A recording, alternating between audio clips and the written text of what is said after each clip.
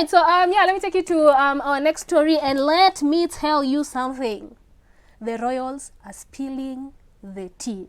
I know you're wondering what I'm talking about. So we all know Meghan Markle and Prince Harry left the royal family and are now living in the United States. Now, they had an interview with Oprah, and like I said, they were spilling the tea. They were like, this interview has gone kind of viral right now, but everyone is talking about it, but let me try and like pinpoint some of the things they talked about. So Meghan first said that she was very depressed living in the palace, and I quote, she said, "I didn't want to be alive anymore." Another thing, Harry disclosed that the family has been cut off financially from the palace. That's why they're looking for deals with like Netflix and Spotify, you know, they gotta pay those bills. Another thing, Harry says that his family never really liked Meghan at the beginning, you know, like he saw the signs that, you know, their marriage would be difficult, but at the beginning they made everything hard for her, saying, you know, things like there's no money for her, she should stick to acting, there's no money to pay for her needs, blah blah blah.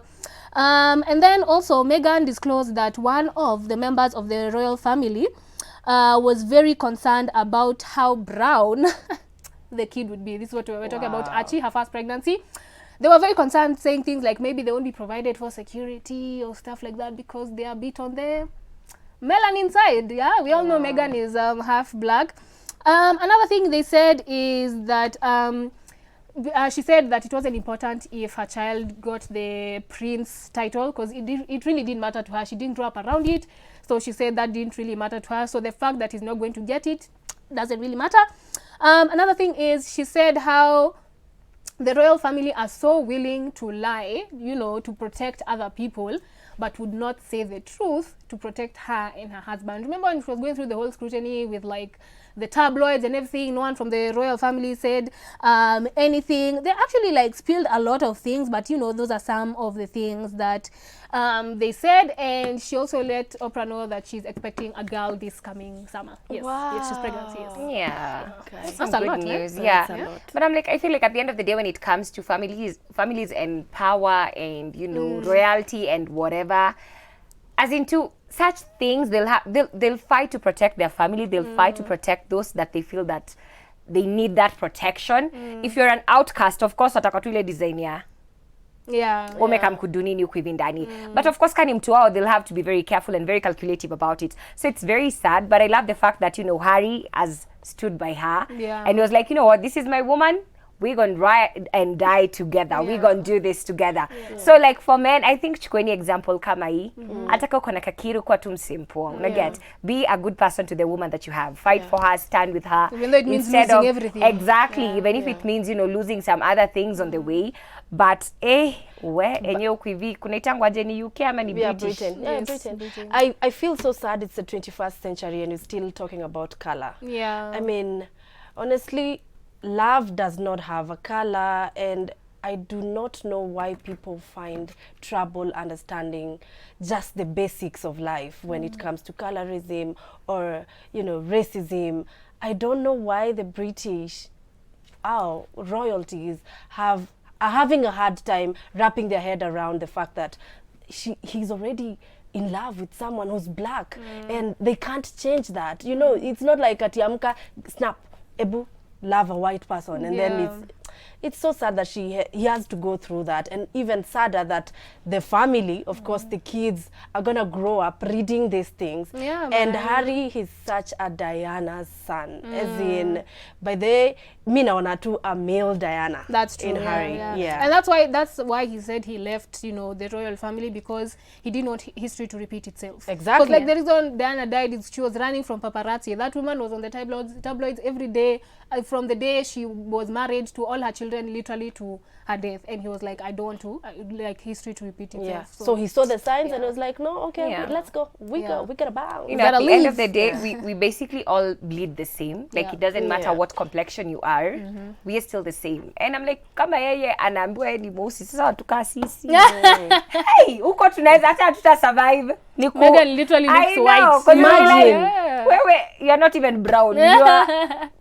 But anyway, moving on to other good news. So Nadia Mukami just got crowned winner under the finance category that just happened recently for Zuri Awards that happened this year, 2021. So the award she got was actually her first corporate award, and this category is called what? No, I can't seem to get the category, but it's because of an initiative that is dubbed Financial Discipline Journey, where she's trying to, help the youth and, young people to get into a, financial, saving plan, more of something like, start saving early so that when you retire, you're not frustrated because you like mishandled or, misused all your money. So yeah, this was our first corporate award and she was happy. She posted it on her social media platforms and, guys were happy for her because, it's a great initiative to help the youngins in our country. Wow. Oh, wow. So congratulations, Nadia. Yes, congratulations. I mean, making big moves as usual. Like that's a corporate award, we're used to like the music and all of those other things. So I mean, congratulations. Yeah. African pop star. Yeah. There's so much hunger for mentorship in this generation of millennials, and for her to basically use her platform to educate other youth on, financial decisions, wise financial decisions, that's a very huge plus for her, especially since she's much younger. I don't even know if she's 30. She's not yet 30, right?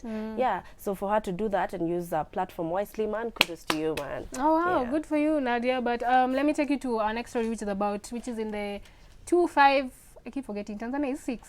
255. 255, right? Yeah. So singer Nandi has come out, to shoot down claims that she has HIV because apparently it's been going around for a while and she's just, sick and tired of it. Let me just read what she said. Swali la ukimwi pia mwache kuniuliza. Otherwise unataka nikupunguzie kidogo, tuheshimiane.